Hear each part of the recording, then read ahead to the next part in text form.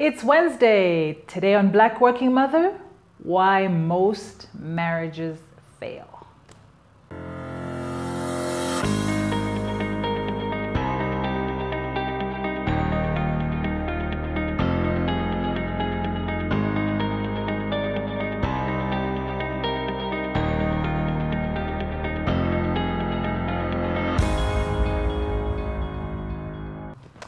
So, welcome. We're not tackling a very difficult topic today. It's only just an entire institution.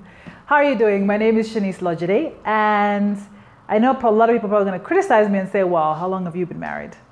Only 3 years, something like that. But today we're talking why most marriages fail. Now, I'm going to start by sharing this clip with you, and I'll tell you why it's so important for us to discuss this. So me and Jada was reflecting about love. And I asked her, I said, what did she think was, one of the biggest revelations that she had had about love? She said that you cannot make a person happy. And I thought that was a real deep idea. You can make a person smile, you can make a person feel good, you can make a person laugh, but whether or not a person is happy is deeply and totally and utterly out of your control. And that is the exact reason why most marriages fail.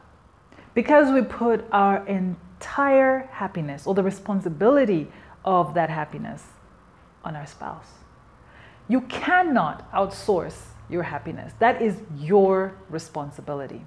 So typically think about it, right? You get married and you think this person is going to be responsible for solving your loneliness problems, your financial problems. If you've had a bad day, it's their responsibility to cheer you up. They're supposed to be your support system. Now, don't get me wrong. All these things are important. Of course, your spouse is supposed to be there and supposed to be loving and caring and considerate. But here's a revelation that just totally blew me away. Being happy, truly happy, is nobody's responsibility except yours. Now that just sounds airy-fairy, so let's break it down in practical terms. What does that mean? Life's gonna happen. You're gonna have a bad day. The moment you check into your house, it is your responsibility to think, I've got kids, I've got a family, I've got a husband, I've got a wife that I need to literally take care of. Right? Most of us don't think this way. We go into the house with our bad mood and we sit there and our spouse says, honey, what's wrong? And my boss is such a nightmare and my coursework is so hard. My professor is this. The kids are always screaming. And we literally take our bad mood out on everybody around us. But the truth of the matter is nobody owes you to be happy except yourself. You've got to actually literally do the hard work of saying to yourself, I'm going to choose to be happy. Despite my circumstances, despite what's going on. My spouse married me. My spouse deserves to have a good wife or a good husband, someone who takes care of themselves. Now, most of us say, okay, when you get married, don't let yourself go. Work on yourself, look good, eat good, be healthy, stay in shape.